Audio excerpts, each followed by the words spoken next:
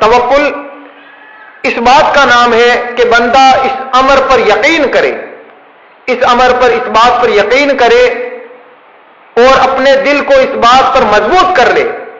کہ میرے جسم اور میرے ڈھانچے کو باقی رکھنا اور میری حاجات اور میری ضروریات کو پورا کرنا اور میری تنگی و تکلیف سے مجھے بچانا، یہ سب کا سب خدائے پاک کے قبضہ قدرت میں اور کسی کے ہاتھ میں نہیں، اور اسباب و وسائل دنیا کے سبب بھی نہیں ہے، بلکہ صرف خدا کے قبضہ قدرت میں۔ اسباب و دنیا کے وسیلے سے بھی یہ قائم نہیں ہے کہ اگر خدا چاہے تو میرے جسم کی بقا، میرے بدن کی حفاظت، میری ضروریات کی تکمیل، میری حاجات کو پورا کرنا اور میری تنگی و تکلیف سے مجھے بچانا، تنگی و تکلیف کی مجھ سے دوری کرنا،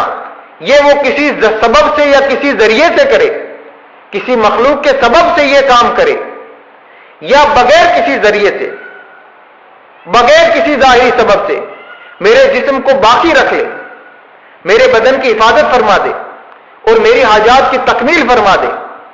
میری تنگی و تکلیف کو دور کر دے بغیر کسی ظاہری سبب کے، اسے اس کی بھی قدرت ہے، اسے اس کی بھی طاقت ہے، اس کا کمال قدرت ہر چیز پر قادر ہے۔ تو بغیر کسی ظاہری سبب کے میری بدن کی حفاظت کرے یا ظاہری سبب سے کسی مخلوق کے سبب سے وہ میرے بدن کی حفاظت کرے، یہ اس کے ذمہ قدرت پر ہے۔ بغیر کسی ظاہری سبب سے میری حفاظت کرے یا بغیر کسی ظاہری آسرے کے مجھے زندہ رکھے، یہ سب اس کی قدرت کے، یہ سب اس کی قدرت اور اس کے کمال پر دار و مدار رکھتا ہے، اور وہ کسی ظاہری سبب کا محتاج نہیں ہے۔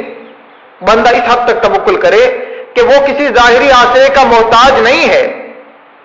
اور اسے اس بات کی قدرت ہے کہ بغیر ظاہری سبب کے میرے جسم کو زندہ رکھے۔ جب بندے کا اعتقاد اس بات پر مستحکم ہو جائے اور اس کا دل اس عقیدے پر مضبوط ہو جائے اور اس کے دل میں مخلوق کے متعلق، اسباب دنیا کے متعلق بے نیازی آ جائے اور اسباب اور ذرائع دنیا سے بے نیاز ہو جائے، تو پھر وہ سمجھ لے کہ اس کے اندر وصف توکل پیدا ہو چکا ہے اور وہ متوکلین میں شامل ہو چکا ہے، اسے وصف توکل حاصل ہو چکا ہے۔ تو اس طرح سے بندہ اپنے آپ میں کامل متوکلین کی صف میں جا کر کے کھڑا ہو سکتا ہے۔ بندہ توکل کا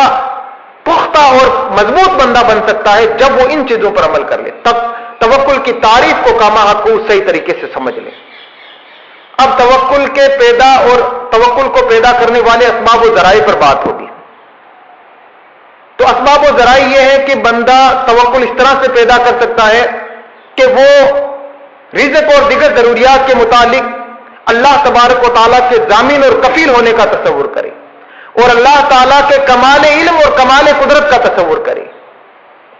اور اس بات کا یقین کرے کہ اللہ تبارک و تعالیٰ اسے ہر حال میں رزق دے گا، ہر حال میں وہ قادر ہے اور وہ خلاف وعدہ بات کرنے سے پاک ہے، بھول سے پاک ہے، عجز، نقص، ہر ایک عیب و نقص سے پاک و منزہ ہے۔ تو اس کا جو بھی وعدہ ہے وہ سچا ہے، خلاف وعدہ وہ نہیں کر سکتا۔ جب اللہ تبارک و تعالیٰ کے متعلق ایسا تصور ذہن میں مستحضر ہو جائے گا تو پھر بندے میں کما حقوق وصف توکل پیدا ہو جائے گا، وصف توکل میں وہ مضبوط ہو جائے گا اور وصف توکل میں وہ کامل ہو جائے گا۔ اب سوال ہے کہ بندے کو رزق تلاش کرنا اور رزق ڈھونڈنا یہ لازم اور ضروری ہے یا نہیں؟ اس کا جواب یہ ہے کہ رزق مضمون جو ہے جس سے بندے کے جسم کا قائم رہنا اور بندے کے جسم کا سلامت رہنا ثابت ہے، جس رزق سے بندے کے جسم کا قائم رہنا وابستہ ہے، بندے کے جسم کا سلامت رہنا وابستہ ہے، اس رزق مضمون کی تلاش بندے پر ضروری نہیں ہے، اس رزق مضمون کی تلاش بندہ نہیں کر سکتا۔